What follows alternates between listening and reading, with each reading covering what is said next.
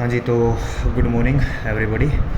आज आज का जो हमारा टॉपिक है, जैसा कि आप देख ही पा रहे होंगे, इस टॉपिक का क्या नाम है, साइक्लोट्रॉन। तो बेटा साइक्लोट्रॉन एक बड़ा इजी टॉपिक है और आपके एग्ज़ाम में कई बार पूछा गया है, तो ये बहुत इंपॉर्टेंट भी होता है। तो इसके लिए मैंने आपको नोट्स ही बनाए हैं, ये लिख के रखा है आपके लिए, आपने यहीं से लिखना है। मैं बस आज समझाऊँगा, लिखूँगा कुछ नहीं, ठीक है। तो इससे पहले कि बेटा हम साइक्लोट्रॉन स्टार्ट करें, एक छोटा सा कंसेप्ट मैं आपको याद दिलाना चाहूँगा। ये मैंने लिख के रखा हुआ है और ये पहले मैंने क्लास में भी बताया था, क्या कि जो मैग्नेटिक फोर्स है, due to magnetic force speed of charge particle do not change.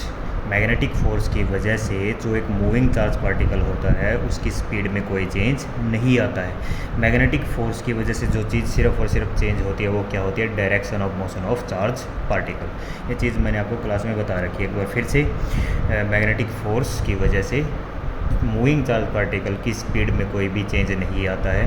Magnetic force की वजह से सिर्फ और सिर्फ डायरेक्शन चेंज होती है चार्ज पार्टिकल की। अब ये चीज़ मैंने आपको दोबारा इसलिए बताई है इस टॉपिक स्टार्ट करने से पहले, क्योंकि साइक्लोट्रॉन में इस कंसेप्ट की हमें ज़रूरत पड़ती है, ठीक है। चलिए देखिए, सबसे पहले जैसे मैं आपको स्टेप बताता जाऊँ, आपने वैसे वैसे अपने नोट्स इसके बनाने हैं, उसका लिखना है, एक्स्ट्रा चीज़ें आपने इसमें नहीं लिखनी है। सबसे पहले डेफिनेशन क्या होता है साइक्लोट्रॉन बेटा एक ऐसी डिवाइस है, एक ऐसी मशीन है जो यूज की जाती है, विच इज़ यूज टू एक्सरलेट। इस वर्ड पे ध्यान देना, एक्सरलेट क्या होता है बेटा, एक्सरलेशन होता है वेलोसिटी को बढ़ा देना या वेलोसिटी को बेसिकली मतलब वेलोसिटी में चेंज करना। जनरली हम क्या चाहते हैं, वेलोसिटी में क्या करते हैं, change, acceleration, change in velocity with time. तो यहाँ पे लिखा हुआ है एक्सरलेट चार्ज पार्टिकल। हमें चार्ज पार्टिकल, वही जो आपका प्लस क्यू जो हम चार्ज मानते थे, मूविंग चार्ज पार्टिकल, उसको ना एक्सरलेट करना है to a very high speed, मतलब उसकी स्पीड बढ़ानी है। अभी अभी मैंने आपको एक चीज़ दिखाई, बोला था कि जो हमारा मैग्नेटिक फोर्स है उसकी वजह से मूविंग चार्ज की स्पीड इंक्रीज नहीं कर सकती है। लेकिन ये जो साइक्लोट्रॉन है इसकी डेफिनेशन ही ये, इसका काम ही यही है कि हमें एक मूविंग चार्ज पार्टिकल है उसकी स्पीड को इंक्रीज करना है। तो डेफिनेशन समझ में आ गया। I think it is a device which is use to accelerate charge particle to a very very high speed. बहुत हाई स्पीड पर हमें चार्ज पार्टिकल को एक्सरलेट करना है, उसकी स्पीड को इंक्रीज करना है। और इसी स्पीड के इंक्रीज को हम बोलते हैं to a very high energy, मतलब हमें एक्सरलेट करना है इलेक्ट्रॉन को to a very high energy. Energy कैसे, जैसे बेटा क्या होती है काइनेटिक एनर्जी, काइनेटिक एनर्जी क्या रहती है, 1/2 मास इंटू वेलोसिटी का स्क्वायर। अब हम क्या बोल रहे हैं, एक ऐसी मशीन है साइक्लोट्रॉन जिसकी वजह से स्पीड बहुत ज़्यादा बढ़ जाती है, यानी वेलोसिटी ये इंक्रीज हो गई। अगर ये इंक्रीज हुई तो काइनेटिक एनर्जी भी ऑटोमेटिकली क्या हो गई, इंक्रीज हो गई।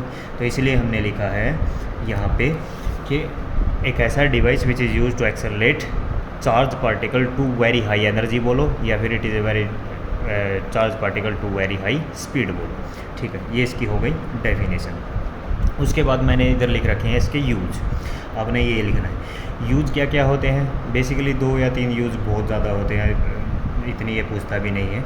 यूज तो देखो बेटा, सबसे पहला use to study nuclear reaction inside the nucleus. आपको पता है ये एक एटम होता है, एटम के अंदर एक बीचों बीच न्यूक्लियस रखा है और इधर इसके चारों तरफ, न्यूक्लियस के चारों तरफ एक इलेक्ट्रॉन, ऐसे इलेक्ट्रॉन अपने अपने ऑर्बिट में क्या कर रहे होते हैं, रिवॉल्व कर रहे होते हैं। तो बेटा देखो, जो हमें जो न्यूक्लियर रिएक्शन होती है, न्यूक्लियर रिएक्शन पहली बात तो न्यूक्लियस के अंदर होती है, ठीक है ना। तो न्यूक्लियस के अंदर जो रिएक्शन हो रही है, ये चीज़ समझने के लिए कुछ ना कुछ चीज़ बाहर से भेजनी पड़ेगी। वो क्या भेजेंगे हम, ये एक मूविंग चार्ज को सपोज कर लो, एक प्लस क्यू चार्ज है, एक बहुत ज़्यादा हाई स्पीड का जो चार्ज होगा जो इन ऑर्बिट को पेनिट्रेट करता हुआ इस न्यूक्लियस के अंदर जा सके, वही तो जाके क्या बता सकता है, कुछ ऑब्जर्वेशन हमें दे सकता है, कुछ जो कुछ भी हम चाहते हैं इसे देखना, ठीक है। तो बेसिकली बात यह है कि बेटा जब ये चार्ज यहाँ से यहाँ तक का सफ़र तय करेगा, बाहर से इस न्यूक्लियस में अंदर तक जाने का सफ़र क्या करेगा, इस रास्ते में इसको बेटा बहुत सारी फोर्सेस मिलेंगी जो इसके रास्ते को चेंज करना चाहेंगी। ये जो चार्ज पार्टिकल इस न्यूक्लियस में जाना चाहता है, इस दौरान इस पर बहुत सारी फोर्सेस लगेंगी जो इस रास्ते को क्या करना चाहेंगी, चेंज करना चाहेंगी, मतलब इसको न्यूक्लियस में नहीं जाने देंगी, उसको रोकना चाहेंगी। लेकिन जैसा कि हमने बोला कि हमने साइक्लोट्रॉन की हेल्प से चार्ज अचीव कर लिया बहुत ज़्यादा हाई एनर्जी का, इस चार्ज के पास इतनी एनर्जी है, इतनी स्पीड है कि ये सब फोर्सेस को ओवरकम करता हुआ जो इसको रास्ते में मिल रही है इस न्यूक्लियस के अंदर जा सकता है। तो इसीलिए हमने लिखा है to study nuclear reaction inside the nucleus. ये जो हमारा साइक्लोट्रॉन है, इसके हेल्प से हम न्यूक्लियर रिएक्शन न्यूक्लियस के अंदर क्या कर सकते हैं, स्टडी कर सकते हैं चार्ज को, to achieve very high charge particle. दूसरा, to insert an ion in a solid. एक सॉलिड समझ लो बेटा कि जैसे यही मान लो एक पत्थर है, ठीक है, इसके अंदर आपको स्टोन है, एक स्टोन, एक आपने आयन भेजना है, ठीक है। अगर आयन क्या होता है, एक पॉजिटिवली या फिर नेगेटिवली चार्ज कुछ भी ऑब्जेक्ट जो है उसको आयन बोला जाता है। तो बेटा बेसिकली अगर आप चाहते हैं कि ये जो आयन है ये जो हमारा स्टोन था इसके अंदर चला जाए, ठीक है ना, तो हम ऐसा करने के लिए क्या होना चाहिए, जो चार्ज पार्टिकल है जो बाहर से आप भेज रहे हो, आयन भेज रहे हो, उसकी एनर्जी बहुत ज़्यादा हाई होनी चाहिए, उसकी स्पीड बहुत ज़्यादा हाई होनी चाहिए ताकि वो इसके अंदर जा सके, ठीक है ना। अगर हाई एनर्जी होगी तो कुछ पॉसिबिलिटी है कि वो स्टोन के अंदर जा सके, नहीं तो नहीं होगा। तो बेसिकली यही है, मतलब कहने स्टोन वाला तो वैसे एग्जांपल था, बहुत सारी चीज़ें एग्जांपल होते हैं ऐसे जहाँ पे ये यूज होता है। तो सेकंड स्टेप क्या होगा, to insert an ion in a solid के अंदर हमें अगर आयन को इंसर्ट करना है तो हम साइक्लोट्रॉन की हेल्प से वो काम कर सकते हैं। और last use to start radioactive decay. ये रेडियो एक्टिव डीके का जो फिनोमेना है बेटा, ये भी न्यूक्लियस से रिलेटेड होता है। और जो अब हम चैप्टर पढ़ेंगे, चैप्टर नंबर 8 है आपका, यूनिट नंबर 8, एटम एंड न्यूक्लियई, तब रेडियो एक्टिविटी का फिनोमेना हम पढ़ेंगे। बस अभी के लिए याद रखिए 3 चीज़ों के में साइक्लोट्रॉन बेसिकली यूज़ हो रहे हैं हमारे सिलेबस के according. To study nuclear reaction inside the nucleus, to insert an ion in a solid and use to start radioactive decay, ठीक है। अब उसके बाद देखो बेटा, मैंने ना यहाँ पे ये बॉक्स के अंदर ये रेड पेन के साथ ये चीज़ें हिंदी में लिख रखी हैं। ये जो चीज़ें हैं ये बहुत इंपॉर्टेंट है साइक्लोट्रॉन के लिए। साइक्लोट्रॉन की कहानी ही यही है बस, सारी जितनी मैंने लिखी हुई है। लेकिन आपको ये अपने नोट्स में अगर आप लिखना चाहो तो अलग से लिख सकते हो, जैसे मैंने बॉक्स में बंद करके लिखा है। लेकिन याद रहे, इसको कोई भी एग्ज़ाम में नहीं लिखेगा, क्योंकि ये बेटा एग्ज़ाम में हम वर्किंग करके अलग से लिखेंगे, वर्किंग बना के अलग से चीज़ें लिखेंगे। आपने ना ये तो बस समझने के लिए मैंने साइक्लोट्रॉन कैसे लिखा कि ऐसा ऐसा इसके अंदर होता है, प्रोसेस क्या होता है साइक्लोट्रॉन के अंदर, वो प्रोसेस ये लिखा हुआ है। तो फिर से बोल रहा हूँ, आप अगर लिखना चाहें तो ऐसे बॉक्स वगैरह में बंद करके इसको यहाँ तो लिख सकते हैं अपने नोट्स में समझने के लिए, लेकिन एग्ज़ाम में आप इसको नहीं लिखेंगे। एग्ज़ाम में आपने पहले डेफिनेशन लिखी, उसके बाद यूज लिखे, फिर आप प्रिंसिपल लिखेंगे। मैं पहले प्रिंसिपल ही बता देता हूँ क्या प्रिंसिपल है। देखो, a cyclotron works on the principle that, किस प्रिंसिपल पर काम करता है, क्या time taken by the charge particle to complete one revolution. भाई चार्ज पार्टिकल है ये मान लो एक चार्ज पार्टिकल है, और ये यहाँ से एक इलेक्ट्रॉन, कुछ भी मान लो चार्ज पार्टिकल प्लस क्यू है, ठीक है। इसको एक रेवोल्यूशन कंप्लीट करना है, ठीक है। एक चक्कर इसने पूरा किया। इस एक चक्कर को पूरा करने के लिए जो बेटा ये टाइम लेता है, क्या लेता है, टाइम, वो इंडिपेंडेंट होता है इस रेवोल्यूशन की रेडियस पर, इस रेवोल्यूशन जो हमारा जो सर्कल बना है इसकी रेडियस पर, या फिर ये जो ऑर्बिट है जिसमें आएगा इलेक्ट्रॉन उसकी स्पीड पर। तो वही लिखा हुआ है, cyclotron works on the principle that time taken by the charge particle to complete one revolution in its orbit. अपने ऑर्बिट में एक चक्कर कंप्लीट करने के लिए चार्ज पार्टिकल को जो टाइम लगेगा वो इंडिपेंडेंट होता है स्पीड या फिर रेडियस ऑफ इट्स ऑर्बिट। ये जो ऑर्बिट हो गया ना बेटा, ये ऑर्बिट बोलते हैं इसको, ये इसके रेडियस के या फिर स्पीड की चार्ज पार्टिकल के इंडिपेंडेंट रहता है। तो एक बार फिर से बोल देता हूँ, time period to complete one revolution by a charge particle is in its orbit is independent of the speed of the charge particle और रेडियस ऑफ द ऑर्बिट। ऐसे आपने ये चीज़ लिखनी है। अभी इसका मतलब हो सकता है ना भी समझ में आए, जब ये टॉपिक ओवर होगा तब आपको समझ में आएगा, ठीक है ना, क्या है कहानी क्या नहीं है। तो प्रिंसिपल आपने ये लिखना है। अब मैं इधर आ जाता हूँ एक बार फिर से, ये जो बॉक्स में चीज़ें मैंने लिखी हुई समझने के लिए क्या है क्या नहीं है। तो देखो, बेसिकली हम साइक्लोट्रॉन का क्या काम है, साइक्लोट्रॉन का काम था एक चार्ज पार्टिकल को पकड़ना और उसको एक्सेलरेट करवा देना बहुत हाई ज़्यादा स्पीड पर, बहुत हाई स्पीड पर। तो वही लिखा हुआ है, to achieve high speed charge particle. अगर हमें एक बहुत ही ज़्यादा हाई स्पीड का चार्ज पार्टिकल चाहिए, we use combination of electric and magnetic field. बेटा अगर आपको चार्ज पार्टिकल को बहुत ज़्यादा हाई स्पीड पर पहुंचाना है साइक्लोट्रॉन की हेल्प से, तो आपको ना दोनों के दोनों फील्ड की हेल्प लेनी पड़ेगी, इलेक्ट्रिक फील्ड भी और मैग्नेटिक फील्ड की भी। ऐसा क्यों? क्योंकि मैंने आपको अभी अभी कंसेप्ट बताया था स्टार्टिंग में ही, मैग्नेटिक फील्ड अकेली क्या नहीं कर सकती है, मैग्नेटिक फील्ड अकेली क्या नहीं कर सकती, स्पीड को इंक्रीज नहीं कर सकती है चार्ज पार्टिकल की। वही लिखा है, because magnetic field alone can not increase the speed of the charge particle. ये तो हमें पता है, charge particle, moving charge particle की स्पीड को मैग्नेटिक फील्ड नहीं बढ़ा सकती है। लेकिन हमें इस टॉपिक में, जैसा कि हमने बताया, चार्ज पार्टिकल की स्पीड तो इंक्रीज करनी है, तो वो कौन करेगा? अगर मैग्नेटिक फील्ड नहीं करेगी तो कौन करेगी? इलेक्ट्रिक फील्ड करेगी। Electric field can increase the speed. देखो इलेक्ट्रिक फील्ड कैसे, ये मान लो एक ये हमारे पास रीजन है जहाँ पे इलेक्ट्रिक फील्ड है, ये पॉजिटिव प्लेट और ये नेगेटिव प्लेट। तो पॉजिटिव से नेगेटिव की तरफ सबको पता है इलेक्ट्रिक फील्ड ऐसे होती है, ठीक है। अब इसके अंदर बेटा एक प्लस क्यू चार्ज को सपोज कर लीजिए, हमने ला के एक प्लस क्यू चार्ज इस इलेक्ट्रिक फील्ड के अंदर छोड़ दिया, तो इलेक्ट्रिक फील्ड की वजह से क्या होगा? इलेक्ट्रिक फील्ड इस प्लस क्यू चार्ज पर फोर्स लगाएगी, और कौन सी डायरेक्शन में फोर्स लगाएगी? अपने खुद की डायरेक्शन में, जो इलेक्ट्रिक फील्ड की डायरेक्शन थी उस पर ही पॉजिटिव चार्ज पर फोर्स लगता है। सबको पता है इस बात का, हमने क्लास में बहुत बार पढ़ी है इस चीज़ को, ठीक है। तो कितना फोर्स लगाती है electric field? Fe, electric field ने जो फोर्स लगाया वो कितना होता है? Q इंटू ई, इतना फोर्स लगाती है। तो एक बात मुझे समझ में आ गई, जब अगर मैं चार्ज पार्टिकल को इलेक्ट्रिक फील्ड के रीजन में लेके आया, उसके ऊपर इतना फोर्स लगेगा, इस फोर्स की वजह से क्या होगा भाई? चार्ज पार्टिकल में एक्सेलरेशन आएगा, फोर्स आएगा तो उसकी फोर्स लगने के साथ स्पीड में इंक्रीज आएगा, पक्की बात है। एक्सेलरेशन क्या होता है बेटा? Force by mass. फोर्स कितना है यहाँ पे? Q into E divide by mass. इस फोर्स से एक्सेलरेशन आया, और एक्सेलरेशन से क्या होता है बेटा? वेलोसिटी में इंक्रीज हो जाता है।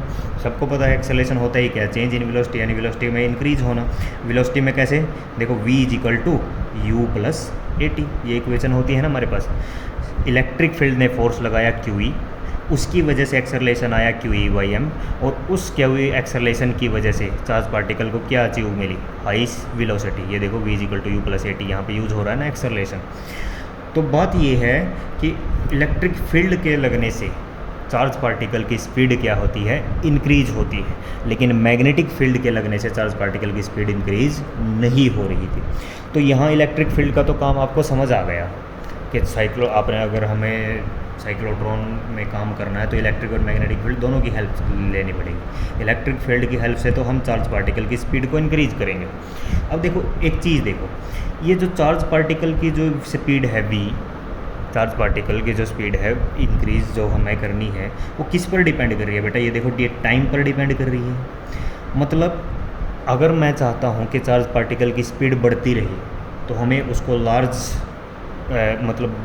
ज़्यादा टाइम के लिए इलेक्ट्रिक फील्ड वाले रीजन में रखना पड़ेगा। ये सपोज कर लो ये रीजन है जिसके अंदर इलेक्ट्रिक फील्ड है, सारे रीजन के अंदर इलेक्ट्रिक फील्ड लगी हुई है, ठीक है। यहाँ पे एक चार्ज प्लस क्यू, अगर इलेक्ट्रिक फील्ड की वजह से मान लो यहाँ से इसकी स्पीड इंक्रीज करते हुए जा रहा है, इलेक्ट्रिक फील्ड इस पर फोर्स लगा रही है इस डायरेक्शन में, तो ये हो रही है स्पीड इंक्रीज। यहाँ पे मान लो 10 मीटर पर सेकंड थी, यहाँ तक आते आते 20 मीटर पर सेकंड हो गई, यहाँ 30 हो गई। लेकिन इसके बाद देखो इलेक्ट्रिक फील्ड का रीजन बाहर, इलेक्ट्रिक फील्ड का रीजन ख़त्म हो गया, सिर्फ इतने रीजन में इलेक्ट्रिक फील्ड थी। अगर चार्ज पार्टिकल यहाँ से बाहर निकल जाएगा तो बेटा यहाँ जाने के बाद तो इसकी स्पीड इंक्रीज नहीं होगी चार्ज पार्टिकल की, वो तो सिर्फ इस रीजन में हो रही थी जहाँ पे इलेक्ट्रिक फील्ड था। तो बेसिकल बात ये है कि अगर मैं चाहता हूँ कि इस चार्ज पार्टिकल की स्पीड इंक्रीज होती ही चली जाए, 10 से 20, 20 से 30, 30 से 40, 50 ऐसे इंक्रीज होती रहे, तो आपको ना इस चार्ज पार्टिकल को इलेक्ट्रिक फील्ड के रीजन से बाहर नहीं निकलने देना है भाई। अगर इलेक्ट्रिक फील्ड के रीजन में रहेगा तो स्पीड बढ़ती रहेगी, क्योंकि इलेक्ट्रिक फील्ड की वजह से फोर्स लगती रहेगी, ठीक है। तो बात यह है कि वेलोसिटी को इंक्रीज करने के लिए आपको चार्ज पार्टिकल को लंबे टाइम तक इलेक्ट्रिक फील्ड के रीजन में रखना पड़ेगा। यहाँ पे मैं आपको यही दिखाने की कोशिश कर रहा था, वेलोसिटी किस पर डिपेंड कर रही है? टाइम पर। जितने लंबे टाइम तक आप चार्ज पार्टिकल को इलेक्ट्रिक फील्ड वाले रीजन में रख पाओगे, उतनी ही ज़्यादा चार्ज पार्टिकल की स्पीड क्या होती रहेगी? इंक्रीज। तो अब हम ऐसा क्या करें कि चार्ज पार्टिकल लंबे टाइम तक इलेक्ट्रिक फील्ड के रीजन में रहे, इस रीजन में। ये देखो ये चार्ज पार्टिकल था, ये इतना ही रीजन में इलेक्ट्रिक फील्ड थी, इस रीजन में लंबे समय तक इलेक्ट्रिक फील्ड रहे। तो बेटा यहाँ पे आपको हेल्प लेनी पड़ेगी अब मैग्नेटिक फील्ड की। किसकी? मैग्नेटिक फील्ड की। हमने पढ़ा है कि जब भी एक चार्ज पार्टिकल मैग्नेटिक फील्ड वाले रीजन में परपेंडिकुलरली एंटर करता है, तो उसके मैग्नेटिक फोर्स की वजह से उस चार्ज पार्टिकल की डायरेक्शन में चेंज आता है। और वो डायरेक्शन कैसी होती है बेटा, सर्कुलर होती है। भाई ये बताया था मैंने आपको। ये सपोज करो ऐसे मैग्नेटिक फील्ड है और ऐसे इस मैग्नेटिक फील्ड वाले रीजन में एक चार्ज पार्टिकल ऐसे एंटर कर गया, परपेंडिकुलर है ये फील्ड अंदर की तरफ जा रही थी और चार्ज पार्टिकल ये ऐसे ही इधर इस साइड से आया, परपेंडिकुलर एंटर कर रहा है। तो आपको पता है ये मैग्नेटिक फील्ड चार्ज पार्टिकल को पकड़ के ऐसे घुमा देगी, क्योंकि हमने पढ़ा है मैग्नेटिक फील्ड डायरेक्शन को चेंज करती है। तो बेसिकली बेटा बात ये है कि अगर मैं किसी भी तरीके से मैग्नेटिक फील्ड को मैं यहाँ पे ले आऊँ, तो मैग्नेटिक फील्ड क्या करेगी, ये जो चार्ज पार्टिकल इलेक्ट्रिक फील्ड के रीजन में घूम रहा था, इसको इस रीजन से बाहर जाने से रोकेगी, क्योंकि वो तो गोल गोल घुमाती है। किसको, चार्ज पार्टिकल को, वो ऐसे घुमाती रहेगी, ऐसे ऐसे ऐसे। तो भाई लंबे टाइम तक इसी इलेक्ट्रिक फील्ड के रीजन में इलेक्ट्रॉन घूमता रहेगा और उसकी स्पीड क्या होती रहेगी, इंक्रीज़ होती रहेगी। देखो ऐसे जैसे चार्ज यहाँ था, पहले इधर गया फिर इधर, मैग्नेटिक फील्ड की वजह से मान लो इसी रीजन में फंस के रह जाए, तो उसकी स्पीड क्या होती रहेगी, इंक्रीज। तो आपको दो फील्ड का काम समझ आ गया साइक्लोट्रॉन में क्या क्या है। इलेक्ट्रिक फील्ड की वजह से चार्ज पार्टिकल की स्पीड इंक्रीज होती है, और अगर मैं चाहता हूँ कि चार्ज पार्टिकल की स्पीड इंक्रीज होती रहे, तो मुझे चार्ज पार्टिकल को लंबे टाइम तक इलेक्ट्रिक फील्ड के रीजन में रखना पड़ेगा, और वो काम चार्ज पार्टिकल को इलेक्ट्रिक फील्ड में लंबे टाइम तक रखने का काम कौन करती है, मैग्नेटिक फील्ड करती है। वो चार्ज पार्टिकल को पकड़ के इसी रीजन में घुमाती रहती है। ठीक है, बस अपने कंडीशन क्या है कि इलेक्ट्रिक फील्ड और मैग्नेटिक फील्ड को ना एक दूसरे के परपेंडिकुलर रखना है बेटा। अगर इलेक्ट्रिक फील्ड इस डायरेक्शन में है तो मैग्नेटिक फील्ड को परपेंडिकुलर रखना, तब जाके ये कंडीशन अचीव हो पाएगी। तो इस बॉक्स में ना बेटा यही साइक्लोट्रॉन की कहानी है और कुछ भी नहीं है। इस बॉक्स में मैंने रेड पेन से यही किया है। इसको फिर से हम वर्किंग के फॉर्म में लिखेंगे। एक बार फिर से मैं आपके लिए पढ़ देता हूँ इसको, मैंने क्या लिखा हुआ है। To achieve high speed charge particle, अगर हाई स्पीड चार्ज पार्टिकल हमें बनाना है, पहुँचना उस तक, we use the combination of electric and magnetic field, क्योंकि magnetic field alone can not increase the speed of the charge particle. Magnetic field अकेली charge particle को इंक्रीज नहीं कर सकती। Electric field can increase the speed, electric field speed को charge particle की increase कर सकती है बाई अप्लाइंग इलेक्ट्रिक फोर्स। कौन सा electric force, F is equal to QE। इस फोर्स के लगने से जो आपकी एक्सेलरेशन आएगा, ये सभी को पता है भाई, जब भी फोर्स लगता है उससे एक्सेलरेशन आता है। एक्सेलरेशन कैसे निकलता है, फोर्स बाई मैस, जैसे मैंने अभी बताया था QE/m। और एक्सेलरेशन से क्या आती है बेटा, स्पीड आती है। ये है, ये फार्मूला देख लो, v इक्वल टू U+AT। यहाँ पे एक्सेलरेशन यूज़ हो रहा है, v² is equal to U² + 2as, जो भी आप मर्जी यूज़ करना चाहिए। उसके बाद अगर मैंने बताया जैसा कि अगर हमें वेलोसिटी को इंक्रीज करना है तो चार्ज पार्टिकल को लंबे समय तक हमें इलेक्ट्रिक फील्ड के रीजन में रखना पड़ेगा। ये तो बात पक्की है। इस वजह से अब हमें मैग्नेटिक फील्ड की हेल्प लेनी पड़ेगी, क्योंकि मैग्नेटिक फील्ड क्या करती है, चार्ज पार्टिकल की डायरेक्शन को चेंज करके उसको इलेक्ट्रिक फील्ड के रीजन में बांध के रखती है। ठीक है, लंबे टाइम तक। तो लास्ट में फाइनली मैंने आपको बताया, अगर ये सब चीज़ें आपको अचीव करनी है तो हमें क्रॉस्ड फील्ड बोलते हैं इसको। क्रॉस्ड फील्ड मतलब परपेंडिकुलर फील्ड लेनी है, यानी इलेक्ट्रिक फील्ड और मैग्नेटिक फील्ड एक दूसरे के क्या होनी चाहिए, परपेंडिकुलर होनी चाहिए। ठीक है, आई होप ये बात आपको समझ में आई होगी। अब देखो, तो सबसे पहले जो आपने बनाना था, डेफिनेशन, यूज, प्रिंसिपल, और ये है अब इसका कंस्ट्रक्शन, डायग्राम। ठीक है, देखो डायग्राम आपको दिखाई दे रहा होगा। चलो मैं डायग्राम को दोबारा ही बनाता हूँ आपके समझने के लिए, कैसे क्या है होता है डायग्राम में। देखो बेटा, चलो ऐसे रख लेते हैं इसको। देखो सबसे पहले बेटा मान लो कंस्ट्रक्शन का पार्ट है, कंस्ट्रक्शन लिखनी है अपने ऐसे, कंस्ट्रक्शन का लिख के उसका डायग्राम बनाना है। तो ये एक रीजन है मेरे पास, ठीक है, ऐसे बनना।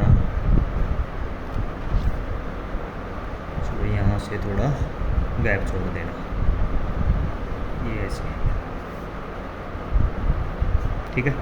एक बॉक्स टाइप से हमने ऐसे बना लिया, ठीक है। इतनी बात आई होप आपको समझ आ रही होगी। अब देखो, अब ना आपने सबसे पहले क्या करना है, दो होलो मेटेलिक सेमीकंडक्टर कंटेनर बनाने हैं। होलो खाली, मेटेलिक मतलब मेटल के, सेमी सर्कुलर मतलब जो आधे सर्कल की फॉर्म में होंगे कंटेनर। तो देखो कैसे, ये आपका ऐसे सपोज करो, यहाँ से बना देता हूँ मैं,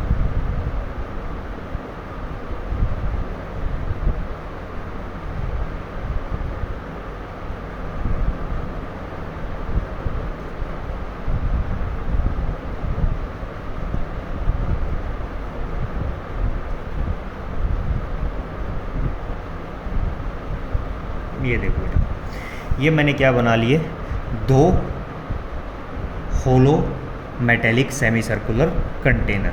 इनका नाम क्या है, ये क्या बनाया मैंने, होलो मेटेलिक सेमी सर्कुलर कंटेनर। ठीक है, कंटेनर CONTAINER। ठीक है, कंटेनर। तो होलो मेटेलिक सेमीकंडक्टर कंटेनर है। और क्योंकि बेटा ये देखने में ऐसा लगता है ना जैसे बड़े बड़े डी बनाए हो, तो इनको ना डीज भी बोला जाता है। कई बार आपकी बुक में ऐसे डीज डी लिखा हो जैसे। ठीक है, अब आपने ना थोड़ा, क्योंकि होलो शेप का दिखाना है तो ऐसे कर लेना थोड़ा सा, ये ऐसे डबल सेट।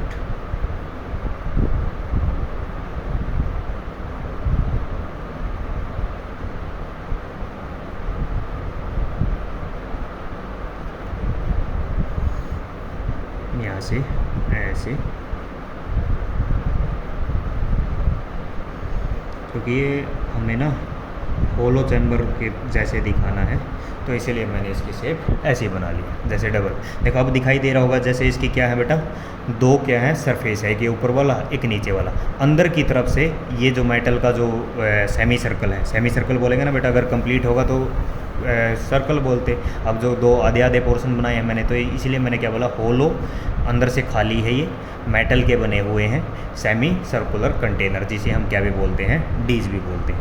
ठीक है, इतनी बात समझ में आ रही होगी।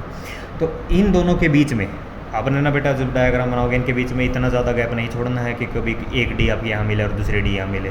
जैसे मैंने बनाई है ऐसे ही आपने डायग्राम बनाना है। इन दोनों डीज के बीच में हमें बेटा सोर्स रखना है, एस क्या है, S is the source of charge particle, जहाँ से हमारा चार्ज पार्टिकल निकलेगा। तो मैं लिख देता हूँ इसको यहाँ पे कहीं अलग से लिख देता हूँ, ये डॉट लगा के जो हमने एस लिखा है, इसका क्या मतलब है, एस इज़ द सोर्स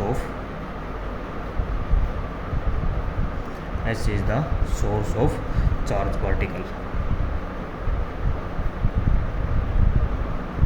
तो यहाँ से ना आपका चार्ज पार्टिकल निकल रहा है। ठीक है, दिखाई दे रहा है, यहाँ से आपका कौन निकल रहा है, चार्ज पार्टिकल। ऐसे एक यहाँ से प्लस क्यू चार्ज निकलेगा, जिसका मास होगा कुछ एम, सपोज कर लो इस चार्ज का मास एम है और चार्ज कितना है इस पर, प्लस क्यू।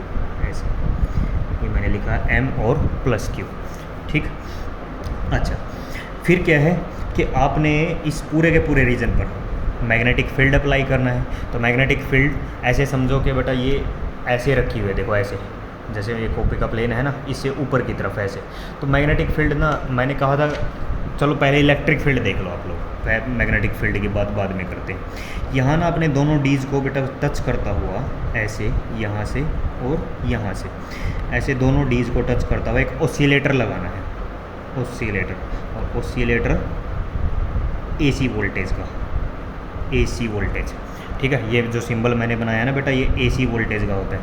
एसी वोल्टेज का मतलब आप समझते हैं, एसी वोल्टेज का मतलब बेटा ये है एक ऐसा एसी करंट का नाम तो सुना होगा ना बेटा आपने, एक ऐसा करंट जिसका एक साइकिल, जैसे ये मैंने बनाया, यहाँ से यहाँ तक का एक साइकिल पॉजिटिव है और यहाँ से यहाँ तक का दूसरा साइकिल कैसा होता है, नेगेटिव। मतलब एक कंप्लीट जो साइकिल है यहाँ से यहाँ तक का, यहाँ से स्टार्ट होके यहाँ तक का, ये कंप्लीट साइकिल है। इसमें इस कंप्लीट साइकिल में बेटा दो पोर्शन होते हैं, पहला आप पोर्शन पॉजिटिव डायरेक्शन में और दूसरा हाफ साइकिल नेगेटिव डायरेक्शन में।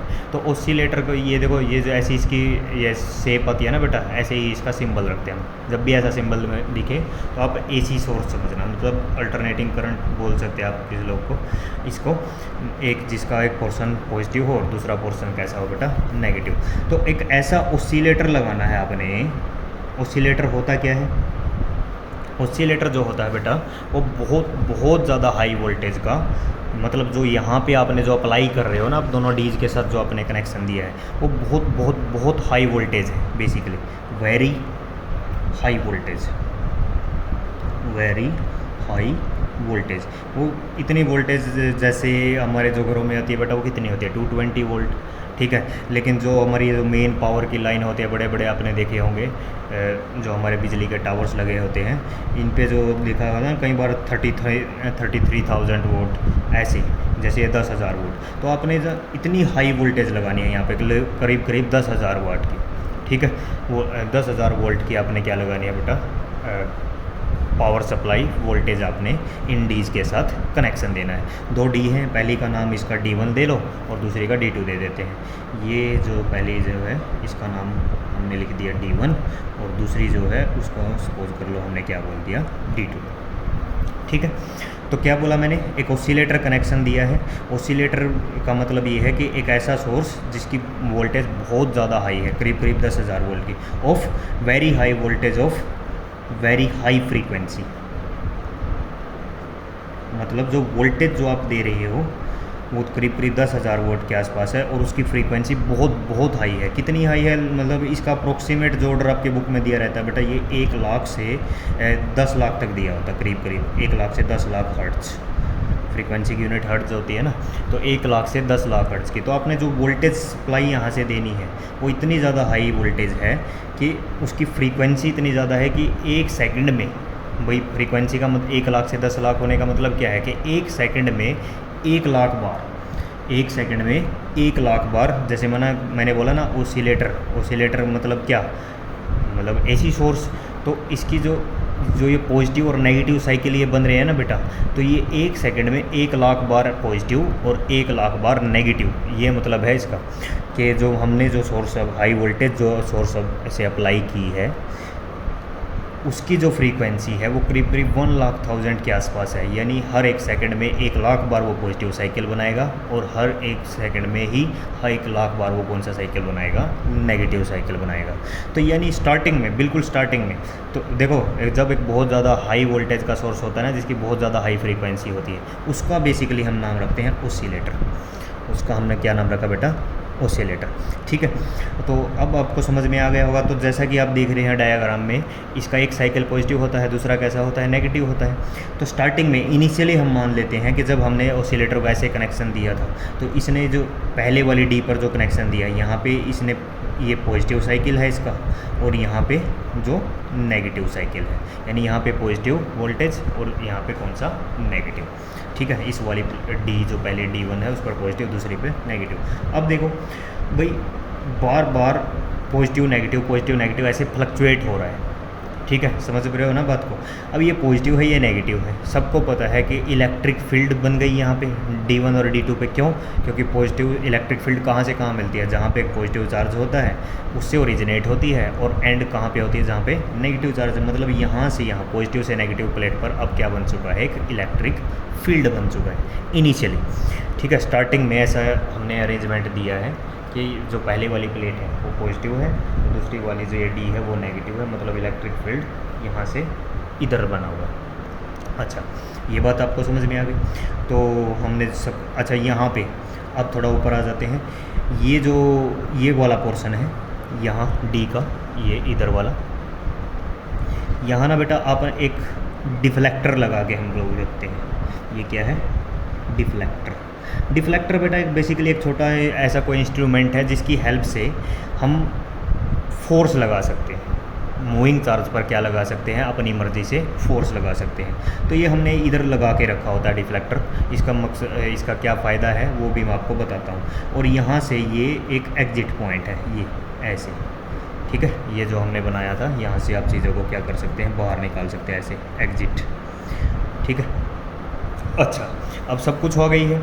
2 डी हैं, इनके बीच में सोर्स है, सोर्स है जहाँ से चार्ज पार्टिकल निकलेगा, और हमने इन दोनों डीज को एक ऑसिलेटर से कनेक्शन दे दिया है। पहली डी पॉजिटिव है, दूसरी डी पर चार्ज जो है नेगेटिव है। इलेक्ट्रिक फील्ड यहाँ से यहाँ बन चुकी है, सब कुछ आपके पास चीज़ें सेट है, ठीक है। अच्छा, इलेक्ट्रिक फील्ड, अब ये इलेक्ट्रिक फील्ड की बात हो गई। दूसरी फील्ड कौन सी चाहिए थी हमें, मैग्नेटिक फील्ड। तो मैग्नेटिक फील्ड और इलेक्ट्रिक फील्ड मैंने जैसा कि बताया था एक दूसरे के क्या होनी चाहिए, परपेंडिकुलर होनी चाहिए, ठीक है ना बेटा। तो परपेंडिकुलर कैसे होंगी, देखो इलेक्ट्रिक फील्ड ये ऐसे बनी हुई है, ऐसे, यहाँ से इस प्लेट की तरफ ऐसे बनी हुई है ना।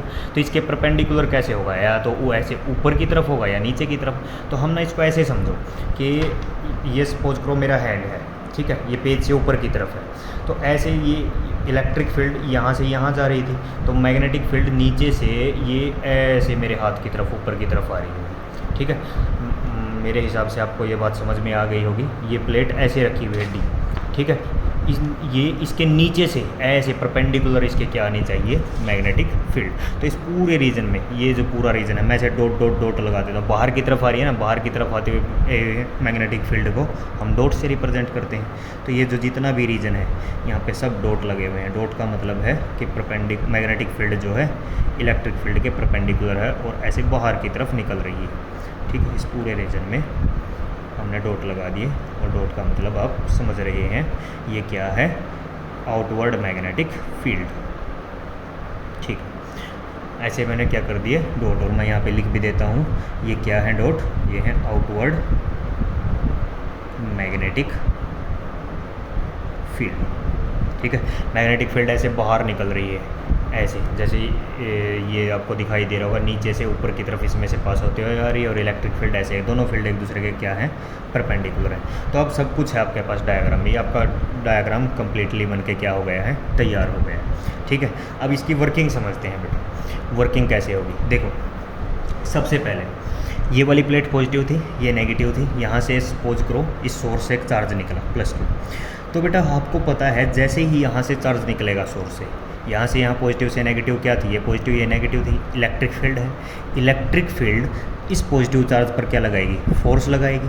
अभी मैंने बताया था, ये जैसे ये क्या था, इलेक्ट्रिक फील्ड का रीजन था, यहाँ से +Q निकला, ये इलेक्ट्रिक फील्ड इस +Q पर फोर्स लगाएगी। कौन सी डायरेक्शन में लगाएगी, इस डायरेक्शन में, अपनी खुद की डायरेक्शन में। ठीक है, कितना फोर्स लगाती है, Q × E, सबको पता है इस बात का। तो देखो ये सोर्स जो है, यहाँ पे जो पार्टिकल था चार्ज स्टार्टिंग में इलेक्ट्रिक फील्ड के फोर्स के कारण इस तरफ भागेगा, किसकी तरफ, जो ये कौन थी हमारी सेकंड डी थी, D2 जो हमने बोला था। तो सबसे पहले जो ऐसे लिखता है, ये ऐसे बनाना। ठीक है, तो ये ऐसे एरो, मतलब सबसे पहले क्या हुआ, जो आपका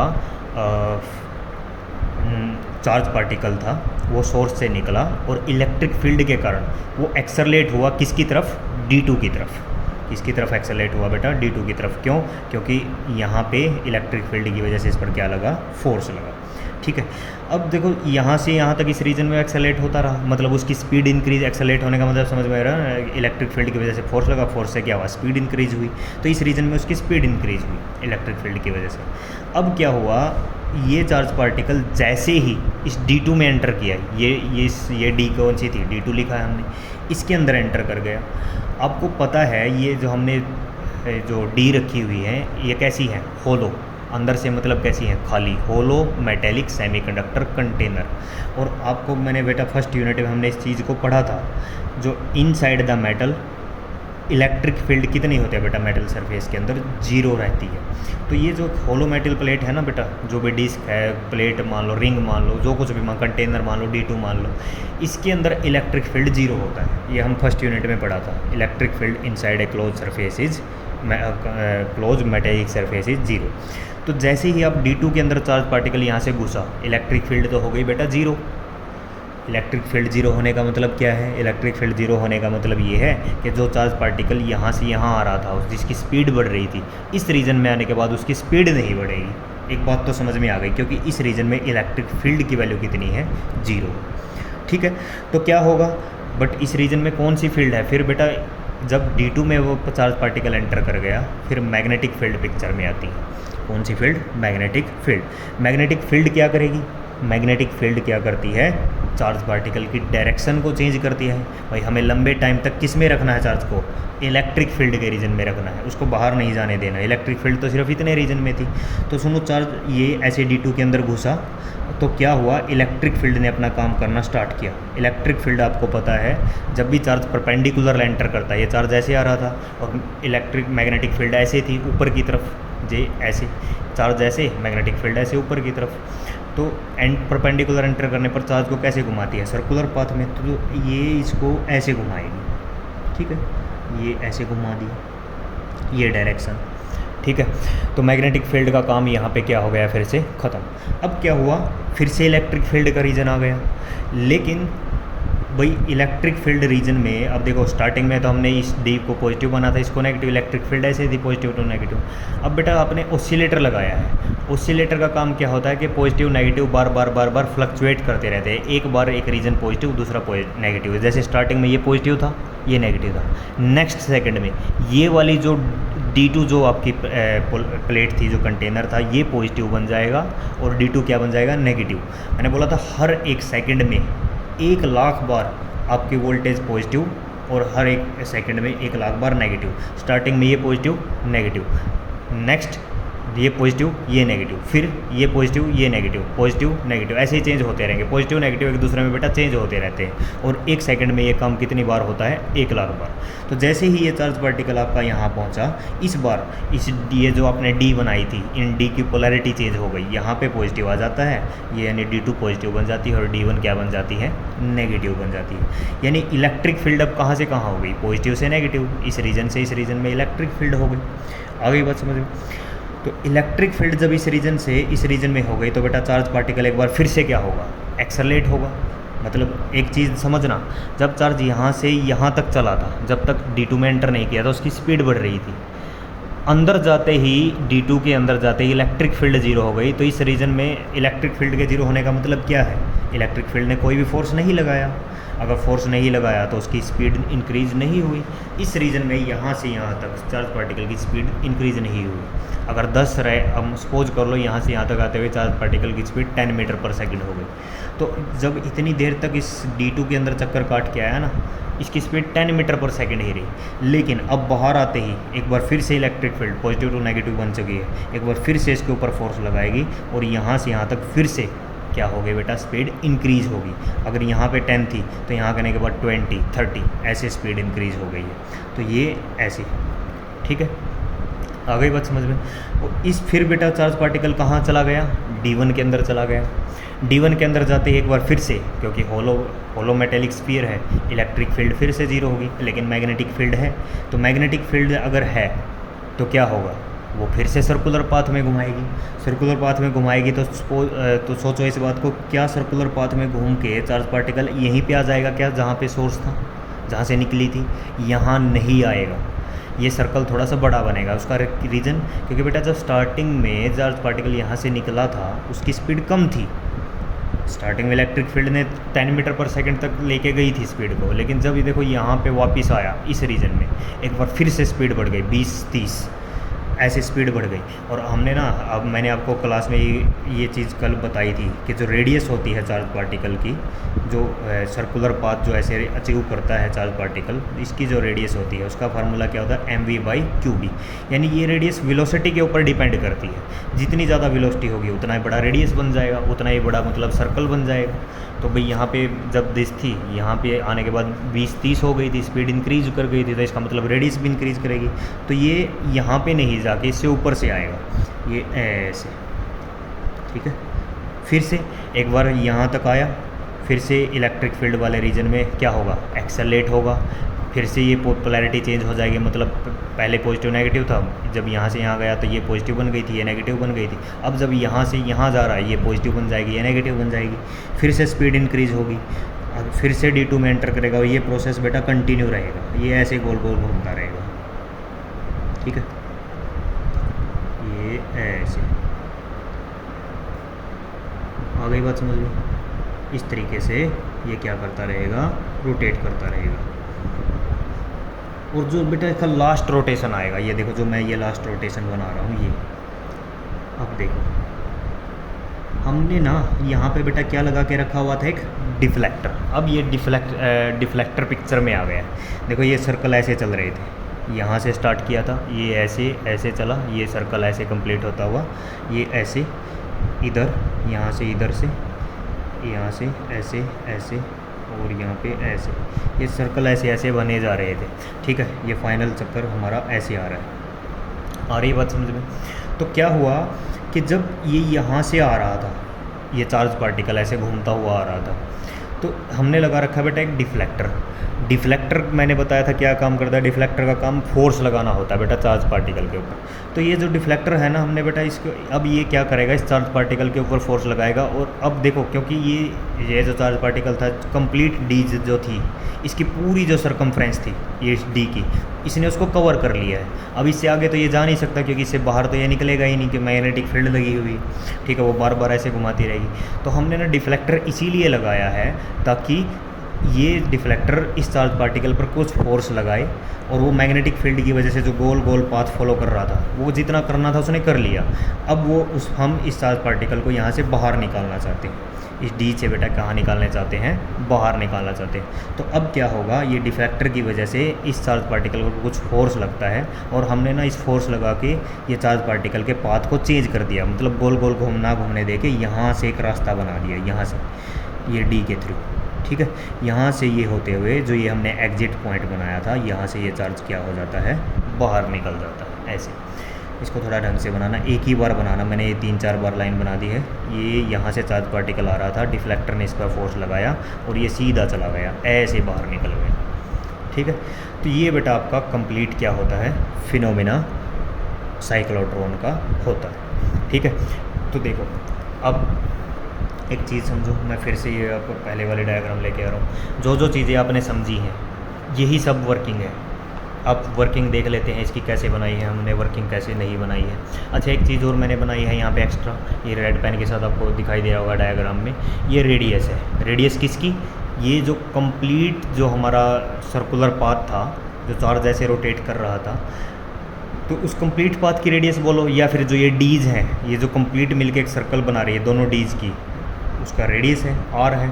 ठीक है ना, तो देखो बेटा वर्किंग क्या कहती है आपकी, जो चीज़ें हमने पढ़ी यहाँ पे वही लिखी हुई है। कैसे, स्टार्टिंग में late plus Q charge particle emit from the source, यहाँ से सोर्स से जो हमारा सोर्स था, यहाँ से स्टार्टिंग में प्लस क्यू चार्ज क्या हुआ, एमिट हुआ। ये पहली line, late plus Q charge emit from the source. This charge Q accelerate towards D2, यहाँ से चार्ज किसकी तरफ, ये D2 की तरफ एक्सेलरेट हुआ था, ऐसे ये एरो दिखाई दे रहा है आपको रेड पेन से। ठीक है, एंड इट्स स्पीड इंक्रीजेज, और इलेक्ट्रिक फील्ड के कारण क्योंकि यहाँ पे फोर्स लगती है तो इसकी स्पीड क्या होती है, इंक्रीज होती है, फुल स्टॉप। ठीक है, as soon as q enter D2, जैसे ही जो आपका चार्ज है इस D2 वाले रीजन में क्या किया, एंटर किया, ये कोमा, इलेक्ट्रिक फील्ड यहाँ पे क्या हो गई, जीरो। इस रीजन में D2 में इलेक्ट्रिक फील्ड क्या होती है बेटा, zero. As soon as q enter D2 electric field zero. Electric field zero होने का मतलब क्या है, which means its speed can not increase. भाई इलेक्ट्रिक फील्ड जीरो होने से फोर्स नहीं लगेगा, फोर्स नहीं लगेगा, तो इस रीजन में, ये जो रीजन है यहाँ पे क्या नहीं होगा, यहाँ पे कोई भी स्पीड इंक्रीज नहीं करेगी चार्ज पार्टिकल की। बट मैग्नेटिक फील्ड, बट जो आपकी मैग्नेटिक फील्ड है वो क्या करेगी, वो फोर्स लगाएगी क्या ऊपर, to move in circular path. ये मैग्नेटिक फील्ड जो है यहाँ पे हमने डॉट से आई थी, ये क्या करेगी, चार्ज पार्टिकल को फोर्स करेगी कि तू किस में घूम, सर्कुलर पाथ में घूम, तो वही लिखा है। But magnetic force will force, magnetic field will force q to move in the circular path. ठीक है, और ब्रैकेट में मैंने लिखा स्पीड रिमेन सेम, मतलब इस रीजन में यहाँ से यहाँ तक स्पीड क्या रहती है, सेम रहती है, लेकिन मैग्नेटिक फील्ड के कारण वो किस में घूमता है, सर्कुलर पाथ में। As q come out of the D2, जैसे ही चार्ज अब D2 से बाहर निकल रहा है, यहाँ से बाहर निकल रहा है, ये लिखा ना, as q come out of the D2। Polarity of the dees switches, जो डी लगे हमारी दो हैं डीज, ये D2 और D1, इनकी पोलैरिटी चेंज होती है। ये मैंने बताया था आपको, भाई ये जो हमारे पहले स्टार्टिंग में पॉजिटिव थे या नेगेटिव थे, जब D2 से यहाँ से चार्ज बाहर निकलता है तो ये जो D हैं दोनों की पोलैरिटी चेंज हो जाती है, ये पॉजिटिव बन जाती है और ये क्या बन जाती है, नेगेटिव बन जाती है। ठीक है, वो मैंने लिखा है D1 become negative and D2 become positive. Now अब क्या होगा, Q एक्सेलरेट, यहाँ से अब चार्ज Q एक्सेलरेट होगा किसकी तरफ, ये D1 की तरफ, जो पहले वाली D थी, Q accelerate towards D1। As it enter D1, जैसे ही D1 में एंटर किया, इलेक्ट्रिक फील्ड एक बार फिर से क्या होगी, जीरो होगी, वो लिखा मैंने as it enter D1 electric field zero. And magnetic field forces it, एक बार फिर से मैग्नेटिक फील्ड क्या करेगी, चार्ज को to move in circular with greater velocity. ठीक है, ज़्यादा वेलोसिटी के साथ फोर्स करेगी तब, क्योंकि मैंने आपको बताया था, क्योंकि यहाँ पे इलेक्ट्रिक फील्ड की वजह से स्टार्टिंग में स्पीड कम थी, फिर और ज़्यादा स्पीड इंक्रीज हुई तो रेडियस भी बड़ी हुई, तो इसी वजह से हम क्या बोल रहे हैं, magnetic field forces to move circle with greater velocity v। ठीक है, तो फाइनली इस तरीके से अपने बेटा इसकी क्या लिखनी है, वर्किंग लिखनी है। अब और क्या चीज़ें रह गई, अब बात यह है कि जब यहाँ से D में से ये इलेक्ट्रॉन जब बाहर आया, ये सबसे भाई ये कंप्लीट जो सर्कुलर पाथ इलेक्ट्रॉन ने फॉलो करना था, चार्ज पार्टिकल ने फॉलो करना था, वो कर लिया। इलेक्ट्रॉन नहीं है एक्चुअल में, ये मुझे बार बार इलेक्ट्रॉन याद आ रहा है, इलेक्ट्रॉन नहीं है, कोई भी पॉजिटिव चार्ज पार्टिकल है। ठीक है। तो जैसे ही पॉजिटिव चार्ज पार्टिकल ने ये कंप्लीट जो सरकमफ्रेंस थी इन डीज की वो कवर कर ली है, तो सबसे लास्ट में डिफ्लेक्टर की वजह से ये फोर्स लग के बाहर आ गया। तो बात ये है, हम क्या निकालना चाहते हैं कि जब ये चार्ज पार्टिकल इस डीज से बाहर आया तो उसकी फाइनल स्पीड क्या थी, उसकी काइनेटिक एनर्जी कितनी थी, कितना उसने टाइम लिया, ये सब चीज़ें आपने निकालनी है बेटा, ये इंपॉर्टेंट होती है। तो देखो मैंने लिखा हुआ है क्या क्या निकालनी, final speed and kinetic energy of the charge particle. जब चार्ज पार्टिकल उस डी से बाहर आया तो उसकी फाइनल स्पीड कितनी बनी है और उसकी काइनेटिक एनर्जी कितनी बड़ी। देखो when charge particle exit out, जब चार्ज पार्टिकल बाहर निकला, the radius of its circular path, ये जो रेडियस है, ये वाली रेडियस, चार्ज पार्टिकल यहाँ से बाहर निकला था ना, यहाँ से, तो ये जो रेडियस है सर्कुलर पाथ की, फाइनल ही लास्ट रेडियस ही लोगे ना, रेडियस कितनी होगी जितने इसने लंबे चक्कर काटे हैं, ये सर्कुलर पाथ इतना बड़ा था, तो जो ये रेडियस है, radius of the circular path या इसके सरकमफ्रेंस की बोल सकते हो आप। When the charge particle exit out, the radius of its circular path किसके इक्वल होगी, रेडियस ऑफ द डीज के। भाई जब चार्ज पार्टिकल यहाँ से बाहर निकला तो इसकी जो रेडियस होगी वो कितनी, किसकी रेडियस के इक्वल होगी, जितनी रेडियस किसकी है, डी की है, क्योंकि जितने उसने चक्कर मार रहा था, लास्ट जो सबसे लास्ट चक्कर आ रहा है ना बेटा, ऐसे घूमते घूमते घूमते चार्ज पार्टिकल का, वो इसके सरकमफ्रेंस के साथ साथ आ रहा है। तो मतलब जो लास्ट चक्कर में जो इलेक्ट्रॉन घूमा उसकी जो रेडियस होगी, radius of the path covered by the electron is equal to radius of the D, क्योंकि दोनों की रेडियस सेम है, ठीक है ना।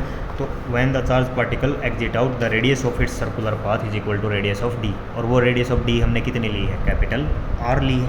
ये मैंने रेड पेन के साथ भी नोट किया, आप भी कर लेना डायग्राम में ऐसे, ठीक है, ठीक है।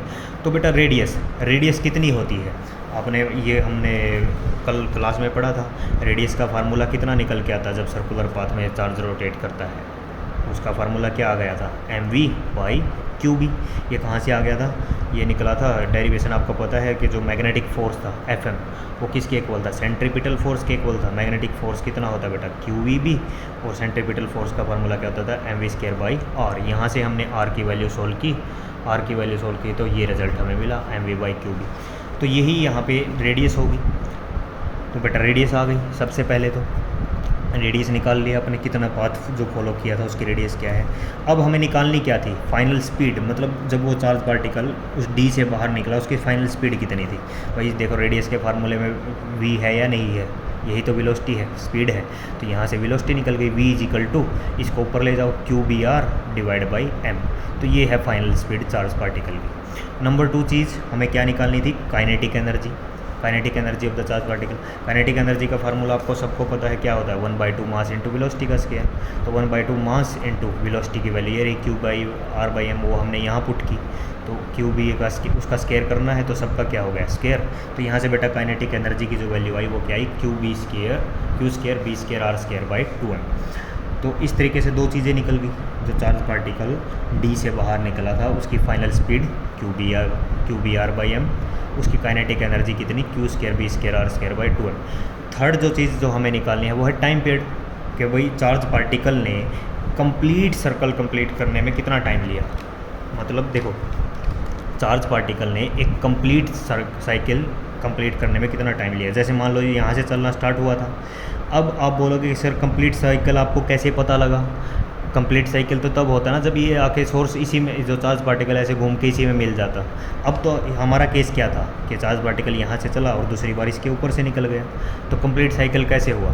देखो कंप्लीट साइकिल का मतलब बेटा ये नहीं है कि एग्जैक्ट यहीं मिलेगा। भाई ये जो डिस्टेंस है ना बेटा, ये बहुत बहुत छोटा कम होता है। आप यहाँ से चले, यहाँ से, तो ये ना डिस्टेंस इतना छोटा है कि आप ना इसको कंप्लीट सर्कल ही मान सकते हो।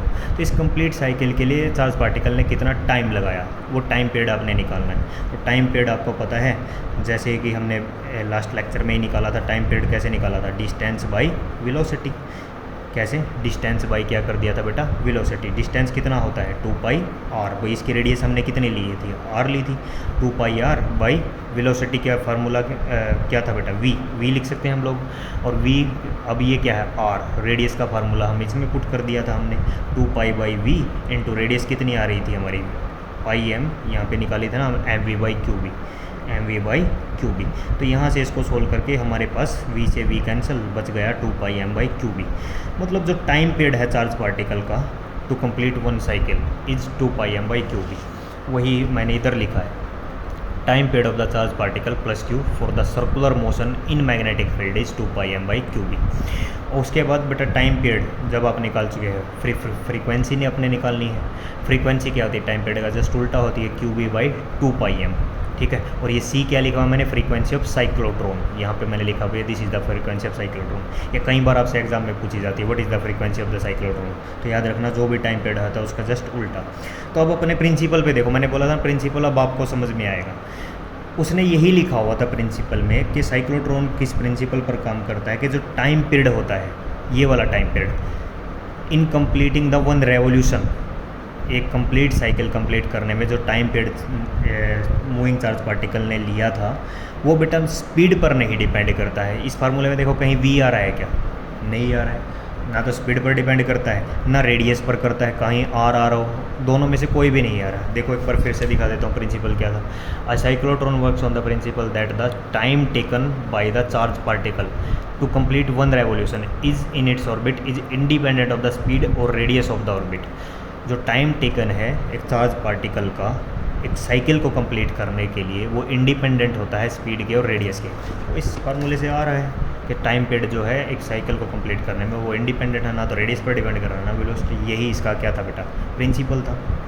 अच्छा, एक छोटी सी चीज़ और समझ लेते हैं। वैसे तो आप यहाँ तक भी एग्ज़ाम में लिख दोगे ना, वो चल जाएगा काम, यहीं तक जनरली आपसे एग्ज़ाम में पूछते हैं। लेकिन बात यह है कि थोड़ा सा समझ रहे हैं तो थोड़ा और समझ लो। देखो क्या लिखा मैंने, इन वन कंप्लीट सर्कल, जब एक सर्कल हमने कंप्लीट कर लिया, ये ऐसे, ये सपोज करो कि जो हम लास्ट सर्कल की बात कर रहे हैं, इसमें जो हमने लास्ट सर्कल कंप्लीट कर लिया था यहाँ से यहाँ तक आने में, ठीक है। Oscillator should give one positive and one negative cycle, बिल्कुल ठीक है भाई। जब यहाँ से जब साइकिल एक कंप्लीट साइकिल पूरा हो गया, तो इसने क्या, ऑसिलेटर ने एक पॉजिटिव दिया एक नेगेटिव दिया। ये ऐसे सपोज करो कि मान लो यहाँ से सोर्स से चार्ज निकला था, घूम के यहाँ पे एक आया था, एक कंप्लीट साइकिल हो गया। तो बेटा देखो इनिशियली जब ये चीज़ करने के लिए हमने माना था कि ये एंड जो डी है ये पॉजिटिव है और ये क्या थी, नेगेटिव। तो पहले वाली डी पॉजिटिव थी, दूसरे वाली नेगेटिव थी। अब देखो जब ये चक्कर लगा कि ऐसे आ रहा था, ये चक्कर यहाँ से ऐसे आ रहा था, इस समय क्या हुआ था, ये वाली जो डी थी ये पॉजिटिव बन गई थी और दूसरे वाली क्या बन गई थी, नेगेटिव। मतलब पॉजिटिव और नेगेटिव के बनते ही ये यहाँ तक आ गया, यहाँ तक आते ही मतलब एक साइकिल कंप्लीट हो गया।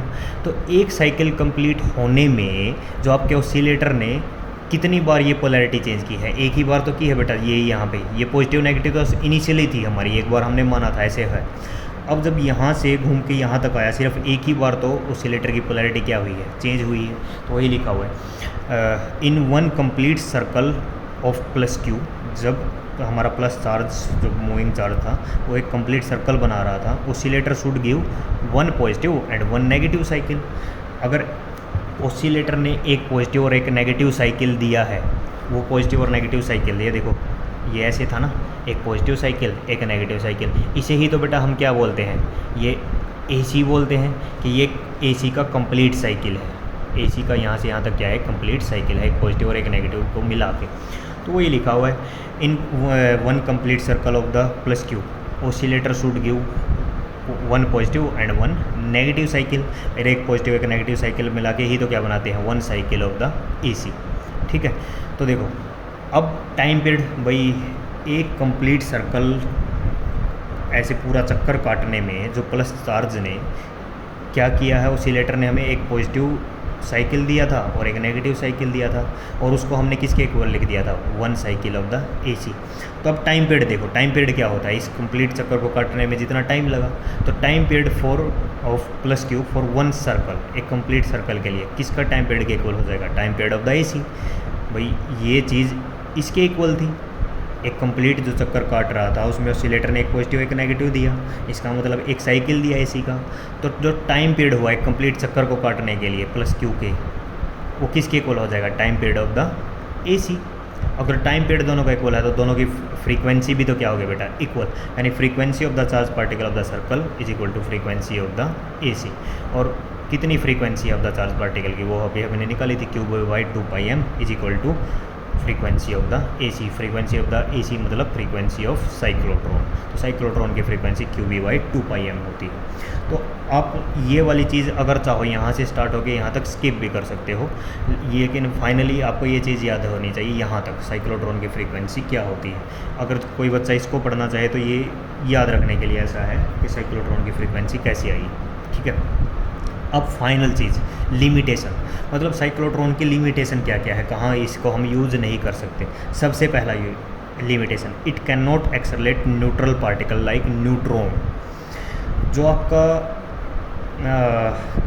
साइक्लोट्रॉन है ये बेटा याद रखो, जैसे प्रोटॉन मैंने लिखा हुआ, ये बेसिकली प्रोटॉन और पॉजिटिव आयन को ही एक्सेलरेट करता है। प्रोटॉन का पॉजिटिव चार्ज होता है और पॉजिटिव आयन, तो पॉजिटिव आयन मैंने लिख ही दिया है, इनको एक्सेलरेट करता है। अगर मान लीजिए आपके पास ऐसा कोई न्यूट्रल पार्टिकल आ जाए, न्यूट्रल पार्टिकल कौन होता है, जैसे इलेक्ट्रॉन, प्रोटॉन और न्यूट्रॉन। न्यूट्रॉन इन तीनों में क्या होता है, न्यूट्रल होता है।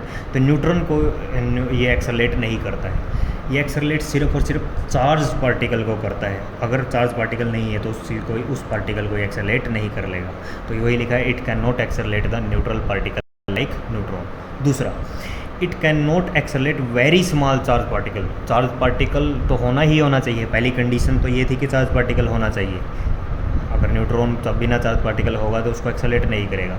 अब दूसरी कंडीशन क्या कह रही है कि पहली कंडीशन जो थी चार्ज पार्टिकल, उसमें एक और एक्स्ट्रा चीज़ ऐड हो गई है कि जो चार्ज पार्टिकल वो बहुत ज़्यादा छोटा भी नहीं होना चाहिए।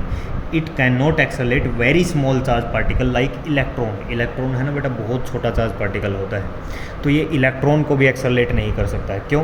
क्योंकि देखो, अगर इलेक्ट्रॉन जो होगा वो बेटा इतना छोटा पार्टिकल है, अगर आप उसको एक्सेलरेट करोगे ना, उसकी स्पीड इंक्रीज करोगे, तो उसकी स्पीड बेटा जो लाइट की जो वेलोसिटी होती है ऑलमोस्ट उसके इक्वल हो जाएगी। ये मैंने लिखा है, speed is comparable to the velocity of light, ठीक है।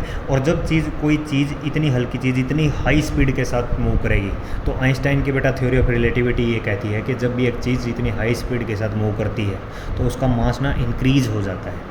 क्या इंक्रीज होता है? मास। सो वही लिखा मैंने, सो इट्स मास इंक्रीजेज। और मास अगर इंक्रीज कर गया इलेक्ट्रॉन का, तो देखो हमारी फ्रीक्वेंसी कितनी आ रही थी साइक्लोट्रॉन की, फ्रीक्वेंसी ऑफ साइक्लोट्रॉन कितनी आ रही थी, QB/2πm। तो 2πm अगर बेटा मास इंक्रीज कर गया ना, मास के इंक्रीज होने से ये फ्रीक्वेंसी क्या हो जाएगी, डिक्रीज कर जाएगी, ठीक है। तो इस चीज़ को आप याद रखिए कि जो आपका पहली दो लिमिटेशन है इसकी, एक तो ये न्यूट्रल चार्ज पार्टिकल को एक्सेलरेट नहीं कर सकता है। दूसरा, बहुत छोटे जो स्मॉल पार्टिकल होते हैं जैसे इलेक्ट्रॉन, उसको ये एक्सेलरेट नहीं करता है, क्योंकि ऐसा करने से अगर करेगा तो इसकी जो इलेक्ट्रॉन की जो वेलोसिटी होती है वो लाइट की वेलोसिटी के कंपेरेबल हो जाएगी, ऑलमोस्ट इक्वल हो जाएगी। इसकी वजह से इलेक्ट्रॉन का मास इंक्रीज कर जाएगा और मास के इंक्रीज होने से उसकी फ्रीक्वेंसी क्या हो जाएगी, चेंज हो जाएगी। तो बेटा ये आपका कंप्लीट साइक्लोट्रॉन का टॉपिक ओवर हो गया है। एक बार फिर से मैं आपको दिखा देता हूँ। सबसे पहले आप क्या लिखेंगे, डेफिनेशन, फिर उसका यूज। ये बॉक्स में जो चीज़ें हैं ये आप समझने के लिए लिखना चाहें तो लिख ले, इसको आप एग्ज़ाम में नहीं लिखेंगे। उसके बाद इसका प्रिंसिपल, उसके बाद इसका कंप्लीट कंस्ट्रक्शन जो हमने बनाया, फिर इसकी वर्किंग, और उसके बाद ये जो चीज़ें हमने निकाली, final speed and kinetic energy, ये स्पीड निकाली थी, फिर काइनेटिक एनर्जी निकाली थी, फिर थर्ड नंबर पर टाइम पीरियड, और फाइनली फ्रीक्वेंसी, और उसके बाद इसकी लिमिटेशन। तो ये कंप्लीट टॉपिक है बेटा, इसको लिखना बहुत आसान टॉपिक है, याद होगा जब लिखोगे आसानी से। 5 मार्क्स में पूछा जाता है, कई बार पूछा गया है, तो इसको कर लेना। जब आपका टेस्ट है मंडे को, तो उस टेस्ट में लिए भी इसको प्रिपेयर करना है, ठीक है।